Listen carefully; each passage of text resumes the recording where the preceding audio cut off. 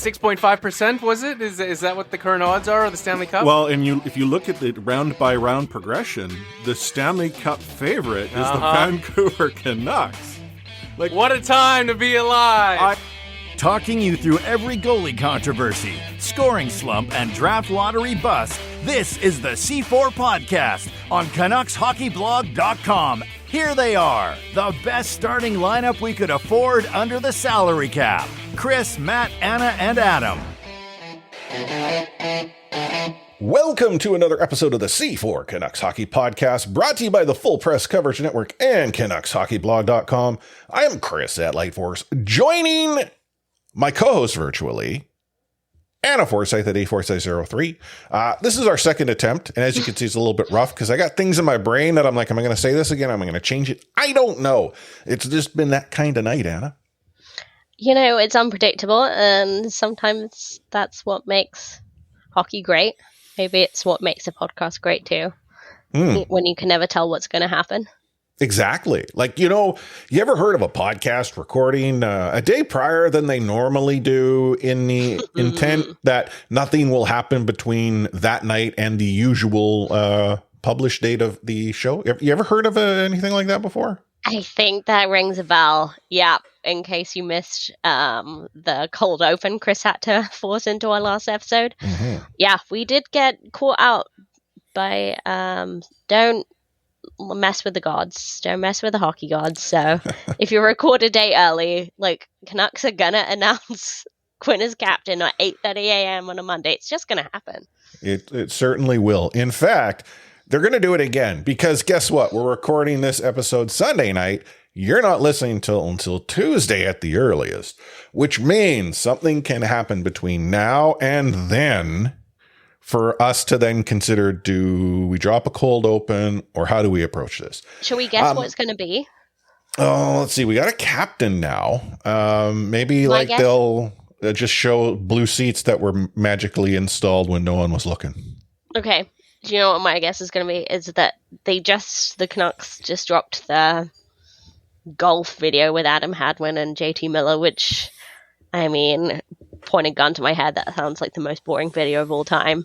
But there's going to be some secret controversy that gets like muttered into the mic like 5 minutes into this 5.5 minute video that we haven't watched.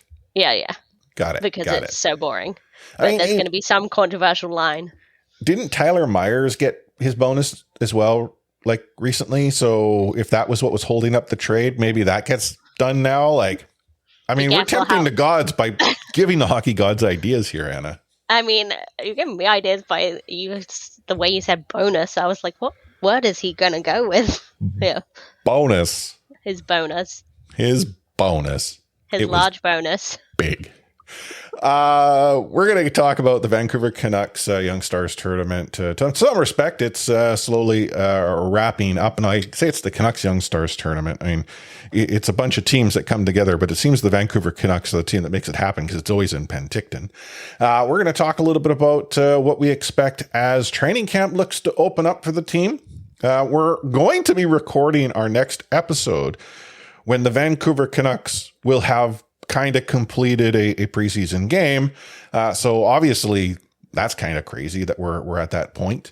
And in Half Full, Half Empty, we're going to talk about why, you know, hockey makes us mad and why maybe things are showing signs of change.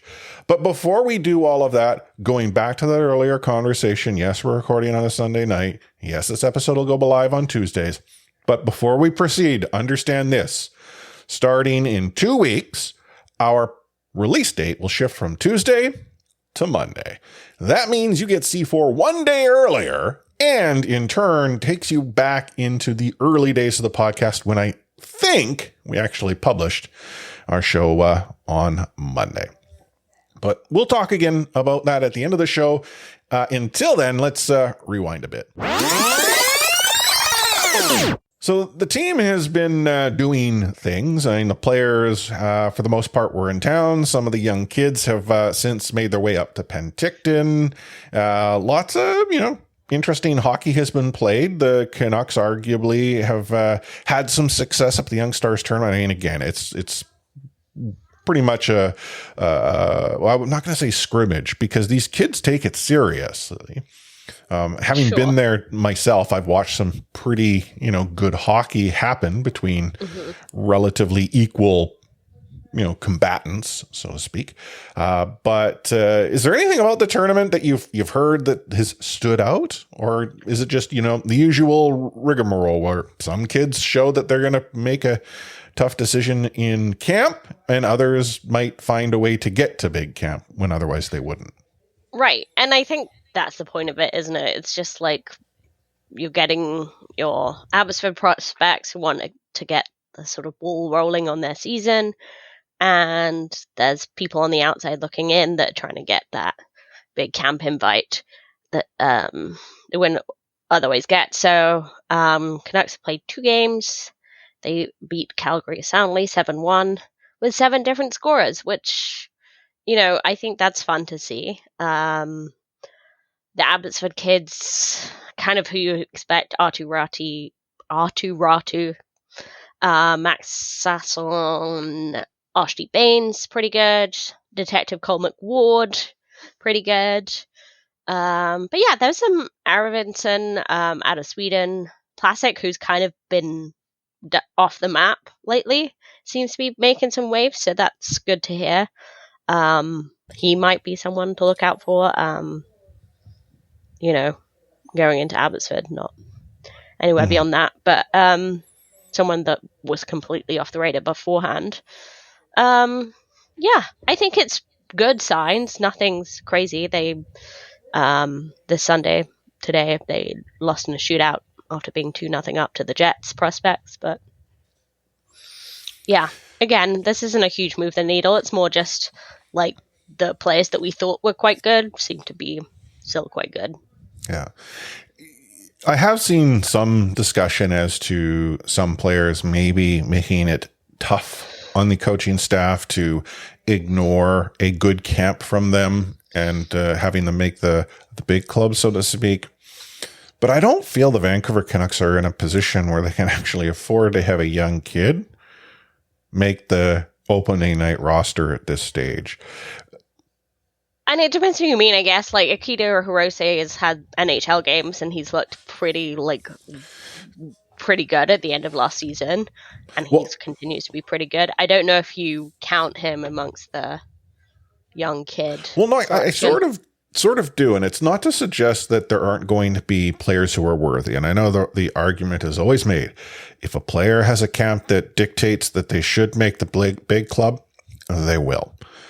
But the Vancouver Canucks cap situation is so dynamic that they can't afford to potentially bury more NHL money in Abbotsford.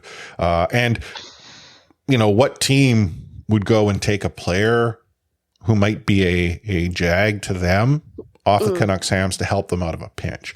I actually think that's the bigger problem, is that financially the Vancouver Canucks just don't have the flexibility to be able to have that type of, upward momentum occur. Now, let's say there are injuries. Heaven forbid that were to occur, but hey, we're Vancouver Canucks fans. And there's a reality on our side of the world. Well, then that changes things. So I'm not saying that a kid might not get that call up, or a, kid with a little extra experience, but I'm thinking it's going to be down the road. That, though, bodes very well if you're an Abbotsford Canucks fan.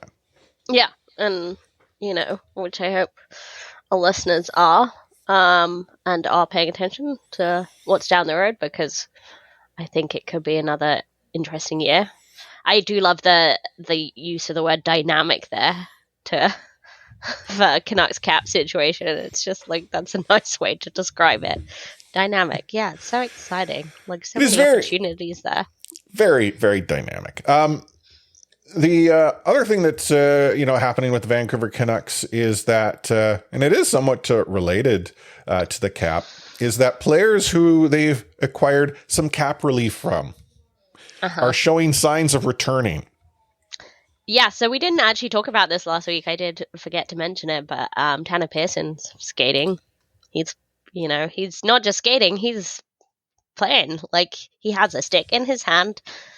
he's using that stick on the puck like he is playing. Like, obviously, camp doesn't start till Thursday. Mikheyev, who we thought might be closer than Tanner Pearson, turns out not to be. He's still got a little ways to go, but not that long. I don't think he's more than a month or so away from returning. So yeah, what do you do with a problem like Tanner Pearson's hand that somehow has recovered? Yeah. Well, first of all, if it has recovered and he is going to be able to play in the NHL, that's fantastic, because all signs were pointing to the exact opposite direction at the end of last year. But as it sort of works into the Canucks cap situation, that's $3.25 million they don't have space for. Yeah. And the collective agreement does not allow, and I say that with an asterisk, a player to be buried in LTIR if they are able to play. Right. So. Yeah. Say that with an asterisk, because obviously we have seen it happen. But the Canucks, it would never be allowed. The Vancouver Canucks, as we know, the Vancouver Canucks are the example as to which needs to be made to every other team in the league, it seems. But yeah, like if let's say Pearson's ready to go, like that, who goes elsewhere? Like, sure, like if Mikheyev's not ready to go, which I think would be optimistic at this point, like. Well, there's your room, because the preseason starts in a week, right? Yeah. And I don't think he is ready in the actual season starts in 2, just over. Yeah. I don't think he's 2 weeks away. I think we haven't seen him skate yet. Is he in town? I'm not even sure. That I don't know, but if Mikheyev does go to LTIR, so at the end of last season he was only IR, which was interesting. He was only IR. Like there must have been some cap gymnastics taking place. Gymnastics, the dynamic gymnastics.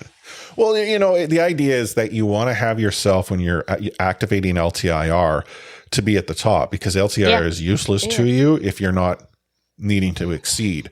So I'm now wondering, were the Canucks in a weird spot where having Mikheyev go on LTIR reduces the cap impact, and as a result, the LTIR is no longer as beneficial?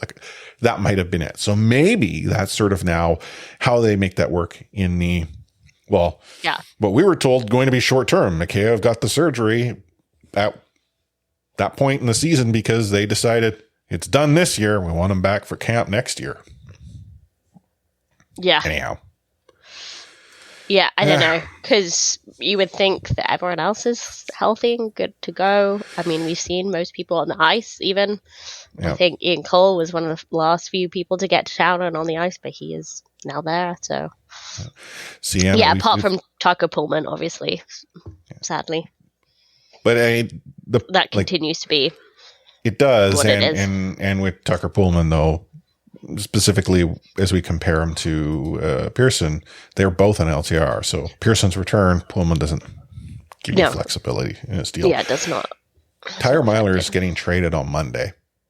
I mean, we've done this to ourselves, Anna. I'm going to have to drop a cold open after we record this, because that's what's going to occur. Some crazy thing is going to occur before we we publish on Tuesday. And God bless Tyler Myers, and it sounds like he had a bit of tough summer getting, evacuated out of his place in the Okanagan. That's no fun, etc. Good guy, whatever, ish. But if he gets traded and we have instigated that in some way, shape, or form by recording a day early, I'm okay with it. I'll take that cost of looking a little silly. Start claiming that dub on Canucks Twitter. Yeah. Speaking of claiming dubs on Canucks Twitter, it'll be the only place to claim the dubs, because the Vancouver Canucks announced that they're going to be shutting down the Canucks.com forums. Oh, yeah. Good point. The end of, I think at the end of this month, end of September. No conversation. So did you ever visit CDC forums? I think possibly, but my time in there was very minimal. I was genuinely curious if I had ever set up an account. And the thing about this is that the eras to which I would have done so would have been around the same time that I had an old Shaw address that I used as a personal email, which I no longer have access to. And the way the system works is it's like, yeah, if you have an account with this email, we'll send you a password reset. Doesn't give you any indication whether it's valid or not. So, but it is interesting because the Vancouver Canucks, and this is sort of, Chris going back in time with the history lesson here, they were at one point the sort of forefront of the NHL's dive into the new media. The Vancouver Canucks did a really good job at embracing the community where fans could get together and talk. It wasn't always good conversation in the eyes of management. And as it's come out, management went to the digital side of the organization to say, shut it down. And the digital side said, no, like, hey, this is gold. The Canucks won awards, and it was from the Canucks.com forums that they then started to branch out into the live blog space. That's how I actually got involved, was through the live blog. And then from there into Canucks Twitter, and Canucks Twitter is a thing because of the forums or Canucks.com. Yeah. So it's the end of an era, and it's kind of sad to see the plug get pulled. But those that would have been around, back then, they're long gone. And I think it finally reached the point where the voices that would have, fought to keep it are probably elsewhere now. And it's over. But it is a shame, 'cause I know there's a lot of people who used CDC as their go-to when it came to be that Twitter wasn't for them. Yeah, like, it may be that it isn't the most relevant platform anymore, but I just think it looks bad. Right? It's just what it represents, that the Canucks are just so intent on controlling narrative that, I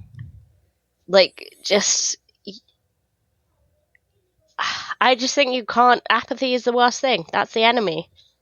You don't want a market that doesn't care anymore. And I'm not saying we're there yet, but it's been a long, hard time, and people are going to lose interest. Yeah, I agree with you, though. I'm not entirely sure Canucks.com forums hurts the needle that significantly with the way Canucks Twitter is, or Canucks X, right, or Canucks social media. Like, forums is one card in a house of cards that will likely remain somewhat sturdy. But it is a card that has now been taken away. And to your point, it doesn't take that many cards to disappear before the entire house comes tumbling down. Yeah. And it's more just like what it represents, right? It just seems a bit weak on their part. Oh, it does. I mean, the fact that, it is very clear that that senior leadership have been looking to pull the plug because of the negativity that comes out of this. We shouldn't host the negativity of, fans should love us. And I okay. Credit to the Canucks for keeping the, forums around as long as they have. But if the fact that there have always been people who wanted to turn it off, and they are the ones that finally won out with their announcement saying, hey, it's going away, but we have this great app you can download. And this is the thing that actually I think people may not draw a big correlation to. When you're going to Canucks.com, there's cookies, but you can block those. And the information that the Canucks get from you is limited. But when you download that app of theirs, man, they're getting that information from you in spades. So really what they've done is they've said, we don't want this for whatever reason. Download our app. We want to learn more about you. And it's going to be so cool because with our app, we can go and tell you there's tickets for sale and stuff like that. Yeah, like they're not emailing you all the time about that. But yeah, I just think even the usability of that app, I always keep the NHL app, even though what I'm going to the NHL app for, at least during the regular season, is mainly Canucks content or Canucks-related content. But it's just a so much better user experience using the NHL app than the Canucks app. So, Canucks app I go to because my tickets are in there, and that's it. Well, it's just not user-friendly whatsoever. It's like a kids club version of an NHL app. Which actually wouldn't surprise me that it would be a kids club version. That seems to be the the unfortunate approach that we've seen the team go from the place of leadership to the place of what is the cheapest option. It seems to work. Yeah, and it's always, external, it's an app. I'm sure that would normally be external consultants anyway, but, their marketing team is bare bones. I know almost none of them kept their jobs, and I know people are still doing work for them externally, but it's, Well, it's funny you mentioned external. Employees. Like in the early days of sort of Canucks.com forums, the live blog, and even sort of Canucks Twitter, or at Van Canucks as they once were called, that was done by an external company called Anton Sledgehammer. And the only reason I know this was that's who engaged me, and I think others, to sort of, influence. And I don't know how to describe it any other way than that. But that was simply to help get it off the ground. The marketing side of the organization had a vision. They wanted to be leaders in this space. They partnered with someone who knew it. That person got it off the ground, and then they moved it in-house, and they won awards. They were, again, a leader, and they embraced this. And now it's like, go away. We don't like the noise. We don't need this. Whatever bare bones opportunity exists works for us, and maybe we'll hire someone on contract if we need. Yeah, it sucks. It's sad. Mm-hmm. But if you as a listener are missing out on the CDC forums, I think there's already an alternative. I think it's called like CanucksForums.com, which has been set up by like CDC forums people. Another alternative? Well, C4 Discord, of course. But I get it. Great discussion in there. I do get it. It's C4 Discord is sometimes more synchronous than the asynchronous experience that forums provide. Fair enough. C4 Discord is discord.ao/C4 podcast. And finally, Captain Quinn, which again, we totally knew about and didn't want to talk about last week. The Vancouver Canucks have him out and about connecting with the community. He did go up to the Okanagan to deliver a check to provide for those impacted by the very severe wildfire season that they're experiencing up in the Okanagan. This is something that the Vancouver Canucks, I will always give them credit for from a charitable perspective. They're always looking to ensure that they have a way to be involved in the community, and they don't do those, hey, I should qualify this. Maybe they have, but I don't recall with any recent memory of them going to say, we'll donate X amount of money for every such and such. Like they just simply say, here's the donation. So they did have a wildfire auction of player stuff. But I hope and assume that they've added their own money onto that because, they that's how I interpreted it. Yeah. Like I don't like doing something like, hey, we're going to auction off stuff to raise money. I don't have so much of an issue with it's when it's like, hey, if you donate to our fund and for every $1 you give us, we'll top it up by another $1 and we'll collect that and we'll donate that. So we get the benefit of the tax break. Yeah. To me, that's the shady approach. Yeah, that's the thing. Like, and it don't is you hate that? Virtuous at best. Yeah. I hate that when you're just like in a store being like, do you want to donate to BC Cancer? And you're just like, maybe I'll just donate to BC Cancer instead of giving you a tax break. Yeah. It seems like this is his first kind of, official presidential outing. Is that what it's called, the presidential outing? Did he have, security with him, the Secret Service, the Vancouver Canucks sent up? Finn, that's the reason why you don't see Finn outside a costume is because they got to keep what Finn's packing underneath hidden for security purposes. What is Finn packing underneath his costume? It's one of those podcasts. Yeah, apparently. But yeah, he seemed to do well. It was well received, and I think it's important because, I think as much as I am a Vancouver-centric person, I don't leave the city limits for many people. I did go to North Van last week, but that was for gin, so... My goodness, it must have taken you hours to get there. It's so far out of town. I had to get on a C bus. midweek. Whoa. Yeah, wild. But yeah, the Canucks, and I think it happens now and again, but it's good for them to be cognizant that there's a whole province out there, right? Yeah. Speaking of there being a whole province out there, I do hope that the Vancouver Canucks look to take their training camp further abreast throughout the province. Abreast? Jesus Christ. I'm so sorry. But I take your point. Yes, I when do they were up in miss George before. Yeah, and I do miss seeing them engage at that level, as we have in the past. They've gone to Prince George, they've been in Kelowna, they've gone up to Whistler, which to me is Metro Vancouver. They've gone to the island.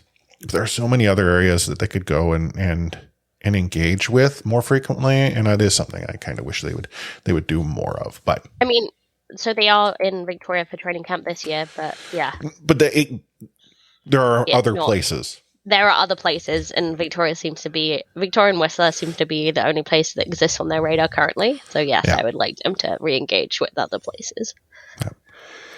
Anyway, we're going to take ourselves a quick moment to re-engage. You're listening to the C4 Canucks Hockey Podcast, brought to you by the Full Press Coverage Network and CanucksHockeyBlog.com.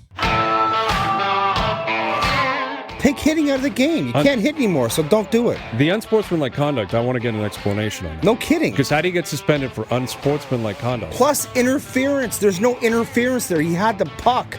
Now, Madison never ever did that before. Now, why did he do it? And that because he was mad. Well, your early favorite for the Calder Trophy, that's for sure. Elias Pettersson, you might even say your early favorite for the Hart Trophy.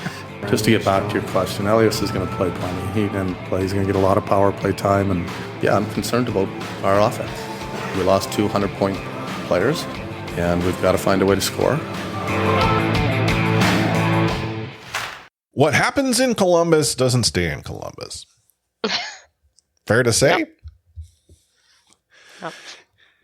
If you hadn't heard the news yet, and maybe you actually aren't entirely sure what we're talking about in the first place, you may recall that Anna and I had quite a bit of concern that the Columbus Blue Jackets had decided that Mike Babcock deserved an opportunity to come back to the NHL and was the guy that they needed to help move that franchise forward.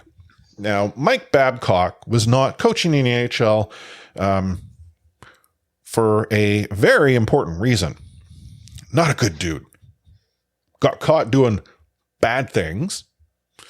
And it wasn't until the bad things come to light that he and the Toronto Maple Leafs decided maybe a different direction was the way to go. Mm-hmm. Well, when he was hired, there was a lot of, I've, grown as a person and I've used this opportunity to be better and really excited. So excited that he wanted to see the pictures of, apparently family members and such off of players' phones there in Columbus more recently. And when news of this broke, the immediate response was to, one, call out the source, which in fairness, we don't normally talk about on this show with good reason. Questionable source, let's be fair. And to play it off as just, I just wanted to get to know the players. And then the team came out in a press conference to back that up and okay. So you've got bad dude doing bad things, allegedly. Source that, let's be honest, not the best out there. Mm-hmm. But at the end of the day, and I'm going to use the words of Rachel Dory, who I thought, lined up quite well, is that somewhere in between what both are saying is the actual truth. And she had said that there are issues on both,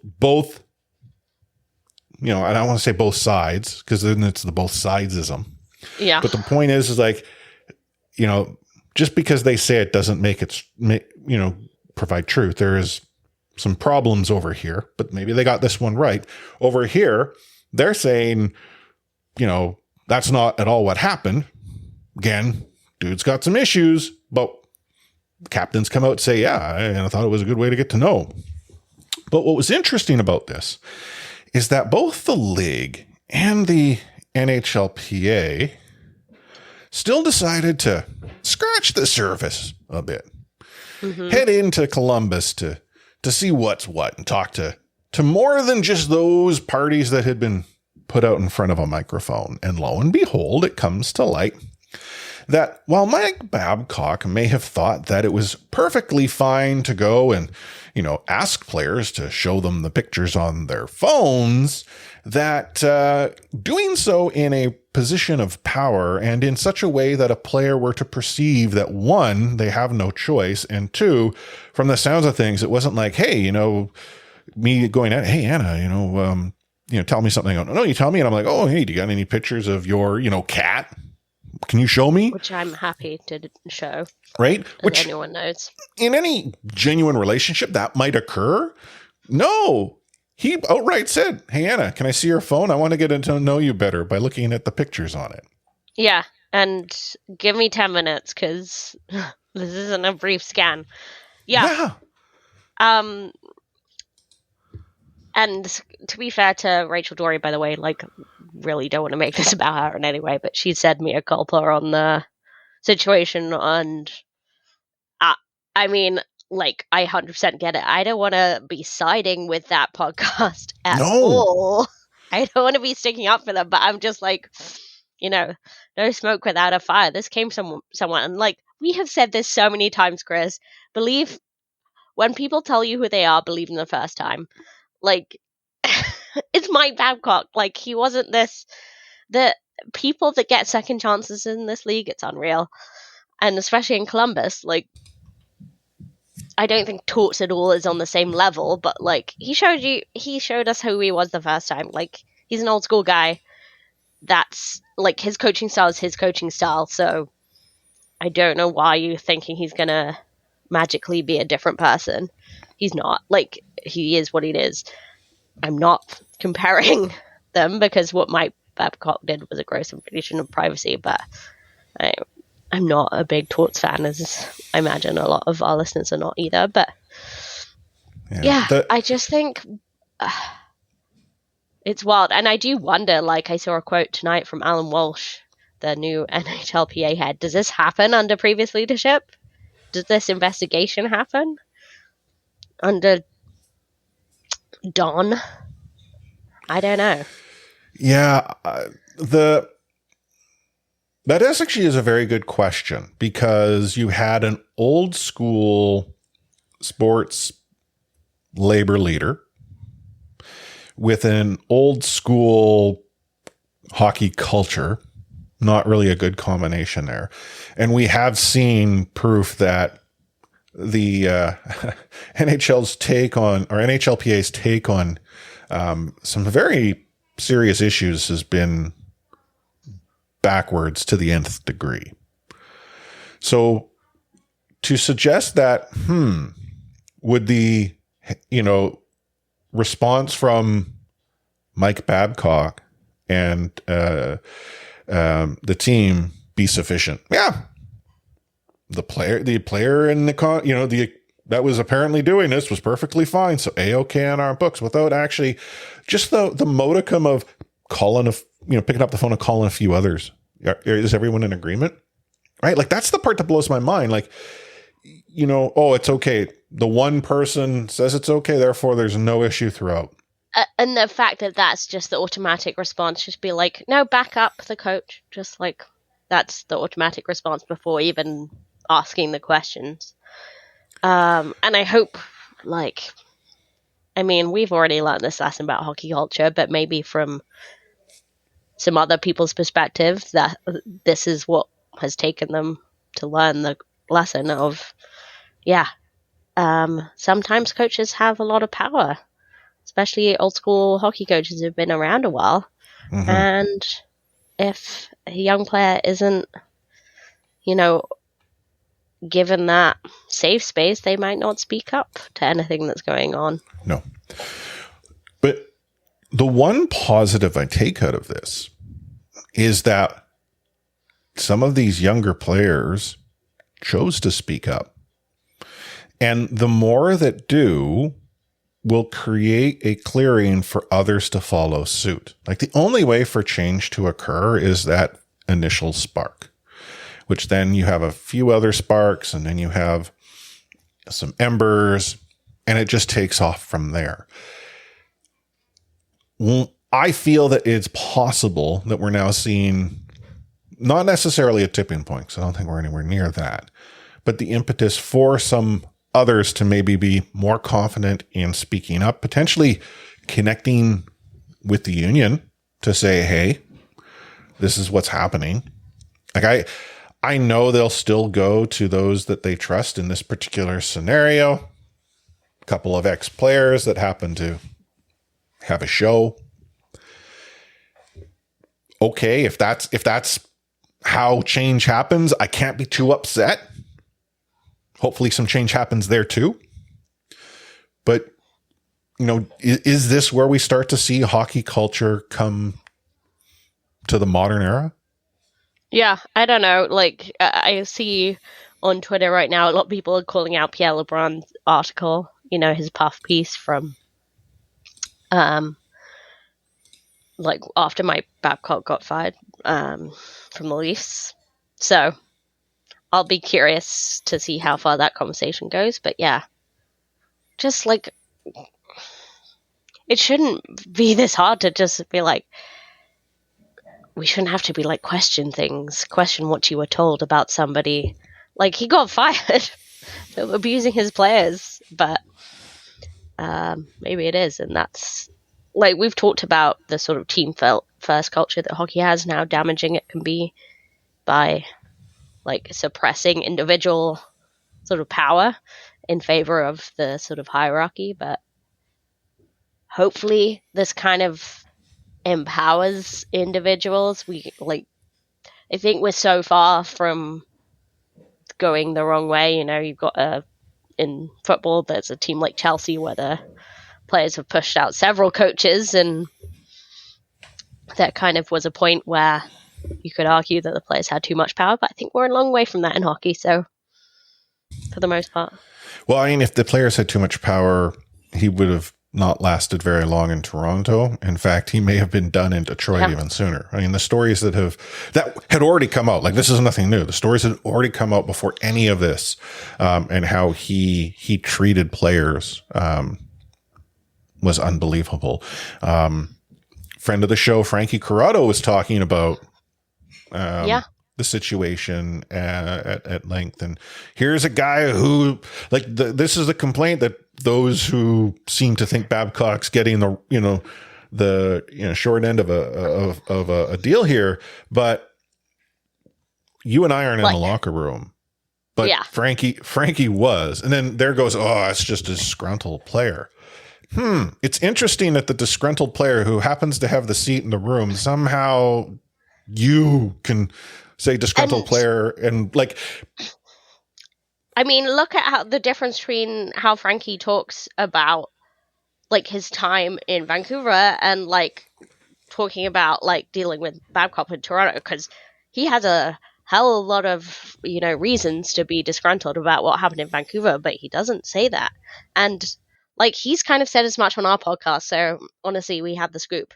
Like, go back and listen to our podcast with him, because he's pretty honest. He's diplomatic because he's still a media analyst, but he makes his opinion clear on how he likes to be dealt with as a player. And I think, yeah, he has his reasons for sure. And I think people were praising him for the way he spoke about the situation. And yeah, we've been new. We knew.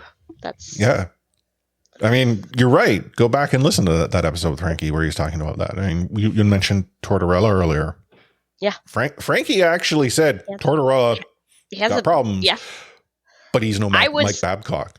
Yeah, and I was almost goading Frankie to say something bad about Torts, like, you know, and because I didn't like the way he was treated, but, you know, he wouldn't go there because that's not what he thinks. So he's being honest. He's not being bitter in any way.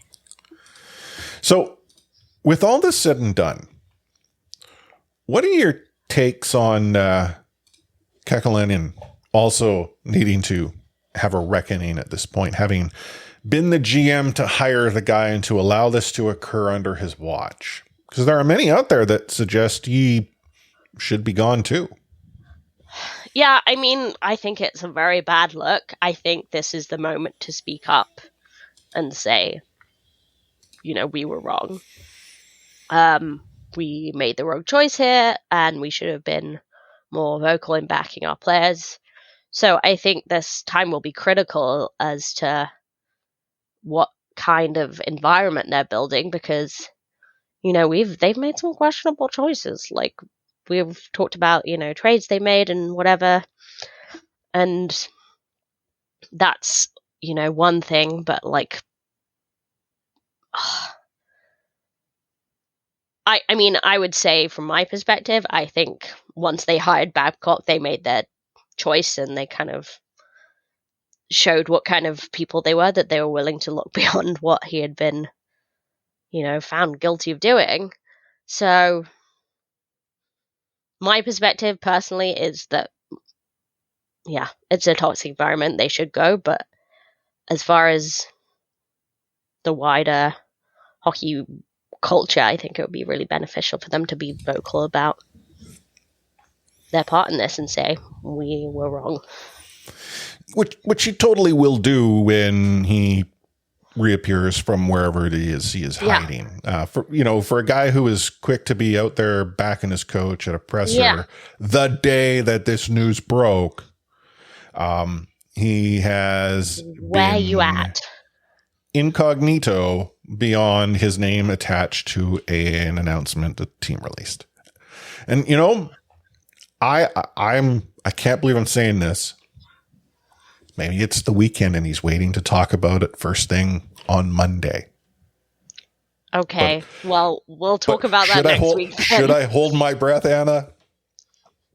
Yeah, people have talked about this in relation to the podcast that will not be named. And here we're not talking about our blood feud with Wyatt and Jordan, obviously.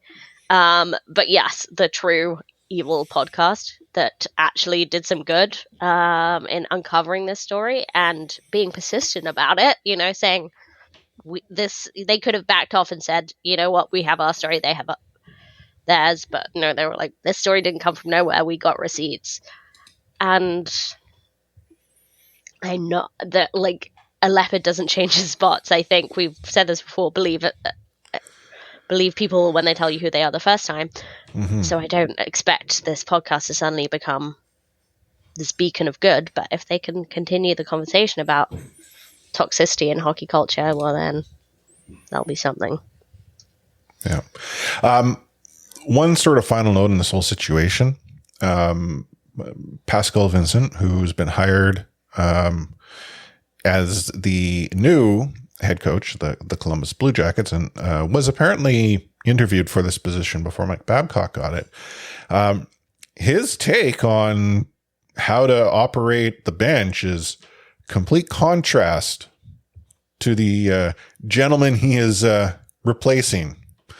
So, wonder if Columbus is just sitting back wondering, maybe this is the reason why we should have gone with the better choice in the first place. But hey, hindsight is 2020. Yep. We watch with interest, training camps haven't even started yet, and we've already got our first coaching scandal and coaching change. So, yeah. Has to be a record, being hired and fired before the puck even drops. Yeah. Who says that nothing interesting happens in Ohio? True that. Speaking of interesting things happening, the only way you can keep abreast of them with our podcast is by being part of the C4 Discord, discord.io/the C4 podcast, or C4 podcast, not the C4 podcast. That's Twitter or X or whatever the heck it's called. It's there, however, where you can go and see Anna take shots at me for some of the things I say on the show. She does it with great love. But one of these days she might even take screen captures of the look she gives me when I try to make segues work. I mean, to be fair, the segue was fine. I'm just reacting to you saying a breast again. What, you don't like that I use the English language. Yeah, I don't know. I'm calling HR, I think. Fair play. I think you should. You can also keep up by going to c4podcast.com, our website that's broken. Our entire back catalog happens to be there. And you can also join in on the conversation social, as I already said, at the C4 Podcast. I tried to set up a Threads account for us because I was bored. And we're the real CO4 Podcast on Threads.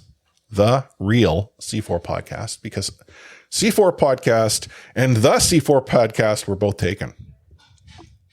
By who? I can't. If you go to like threads.net/the C4 Podcast, no one.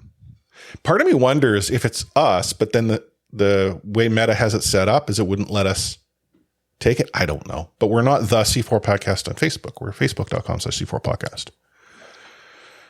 But yeah, I just set up an Instagram account and all this stuff. It was crazy. Anywho, I don't know if I'll ever post there. I should give myself a Blue Sky invite and set one up there too, just for giggles. But Anna, any final words of wisdom that you wish to share to all of our listeners?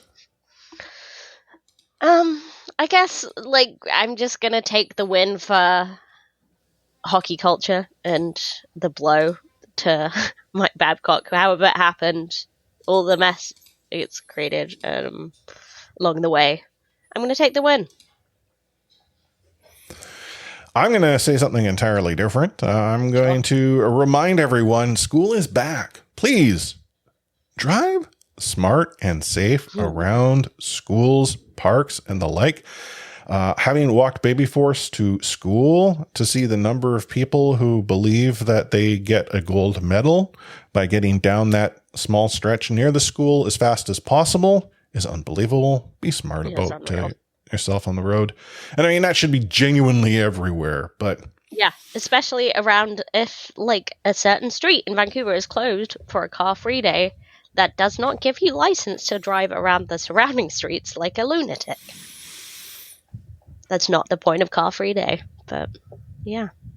I thought car-free day was when I could just take any car I want for free. No? No. Yeah. But on behalf of myself, Chris at Light Force, Anna A4603, the C4 Canucks Hockey Podcast, which is brought to you by the Full Press Coverage Network and CanucksHockeyBlog.com, we'll be back again next week on Monday. Remember, we are shifting our episode publish date from Tuesday to Monday after this episode. By the way, we out.